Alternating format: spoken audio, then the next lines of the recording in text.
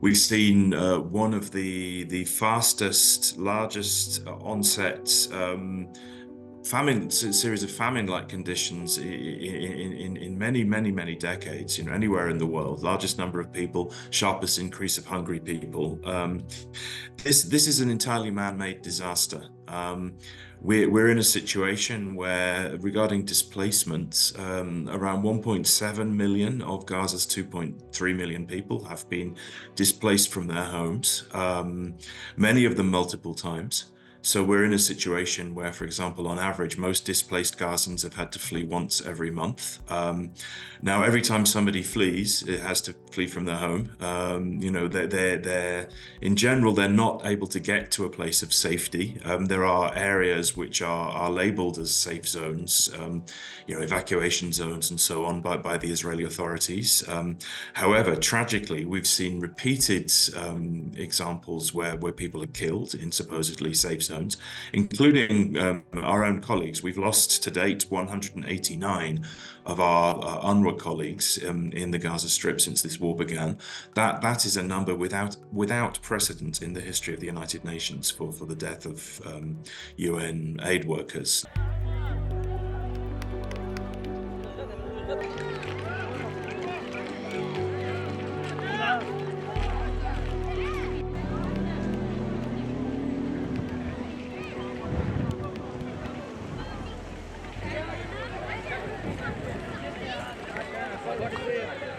35,000 people killed, most of them women and children, over 78,000 people injured.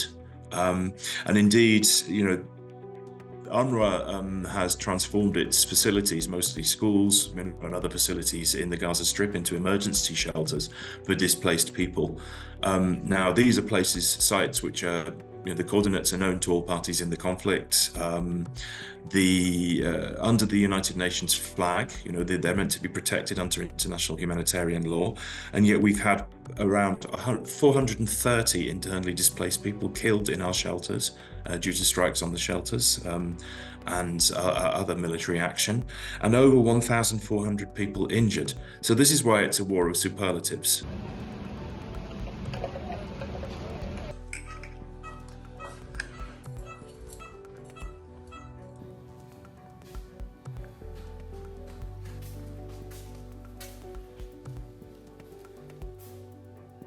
Basically, it's the necessities to stay alive. So food, drinking water, adequate, sort of minimum sort of medical supplies, but also shelter materials, things like plastic tarpaulin, blankets, mattresses, the kind of things that are necessary for people to actually have some elements of a dignified life, which is of course extremely difficult, but really it's the absolute basic necessities. And of course fuel. Fuel is essential to run the vehicles that take aid around the Gaza Strip, and I will be able to tell you more about the operational restrictions that we faced, but beyond that, fuel is necessary to fuel generators, for electricity in clinics, other locations. Those issues, the lack of fuel, for example, for water pumping stations, everything kind of comes together. The absence of supplies, those necessities mean that the situation, the humanitarian situation, is particularly catastrophic.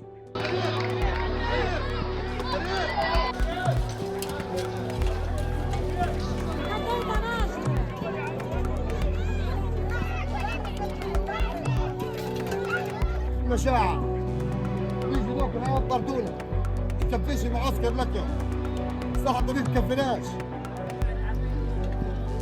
We and other parts of the United Nations system and other humanitarian actors, of course, have been sounding the alarm repeatedly about what we see on the ground, increasing numbers of child malnutrition, which is very easy to measure. Malnutrition can be measured by measuring the arm of a child. We use these kind of tape measures, which we measure the arm of a child, and you pull on the tape, and if the tape goes into the red zone, you know that the child is too small, undernourished. We've seen cases of people dying of malnutrition and associated conditions.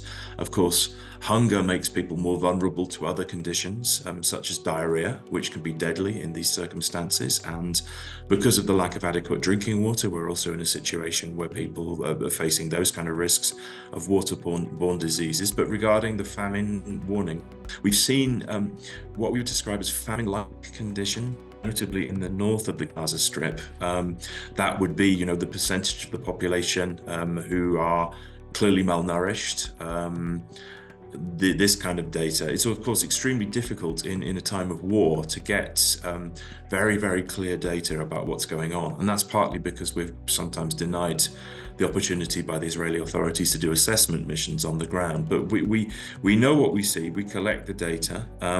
There is a fear that pockets of famine-like conditions will eventually kind of come together, form sort of some deadly zone, and we've been warning that between March and May this is likely. Now, often in the cases of famine, as we've seen in other places, whether they may be caused by natural hazards or war, sometimes it's only clear that we're in a famine when the famine is already there, because it's like you get the data afterwards. So this is the problem, it's too late for the people who've already died.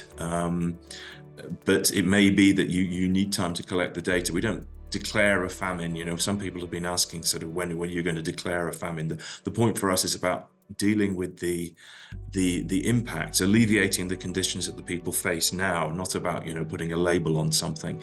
But we certainly see famine-like conditions, and that the fear, of course, is that with now, as a result of the escalation in Rafah, 600,000 people approximately have had to flee again from Rafah.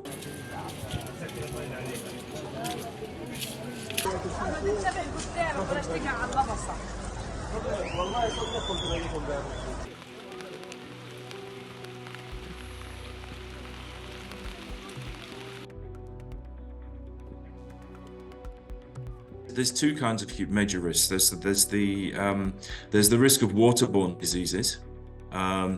Because of the inadequate water supply, the fact that people have to, they can't get clean drinking water easily, because of the sewage systems having broken down, lack of sewage pumping, those kind of things. And of course, the proximity of people in shelters, the fact that the emergency shelters are overwhelmed. They have many times more people than their capacity, even their maximum capacity. So limited showering facilities, limited toilet facilities, all these kind of things raise the risk of waterborne diseases. And then you have the risk of other communicable diseases, respiratory conditions because people are in close proximity, those kind of issues. So that's a constant problem in any situation where you have mass displacement and you have people on the move, and then many people located in particular, in crowded places. That always increases the risk.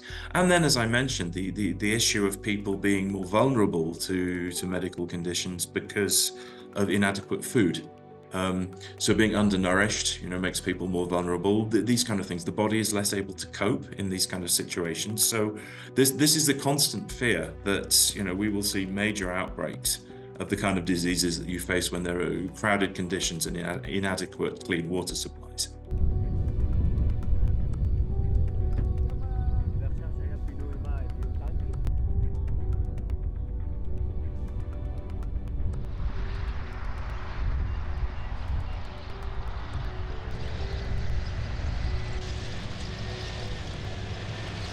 The silent killer in any war zone, unexploded ordnance around the world, it's always a huge risk. Very good examples, Khan Yunis, which was, there was heavy fighting in Khan Yunis a couple of months ago, and but people who fled from there have now had to go back there because of what's happening in Rafah. But you have a situation where you have debris, you have all kinds of unexploded weaponry littering the area. an important first move in any kind of reconstruction in any war zone around the world is to remove unexploded ordnance. But tragically, when you have a situation where people are constantly being displaced, one area can be declared cleared, and then there can be a resumption of fighting in that area, and then it becomes contaminated again with unexploded ordnance. And these kind of things are indeed silent killers. We have to find the means to educate children, for example, about what not to touch. Kids who are out of school and in an environment which is littered with rubble and debris, there's always a risk that they'll find unexploded ordnance, play with it. So it is a silent killer, particularly for children.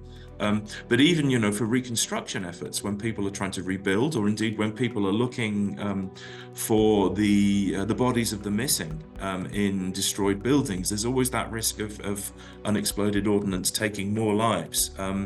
So it's a silent killer in the long term, but it's even, an obvious killer right now in the midst of this war.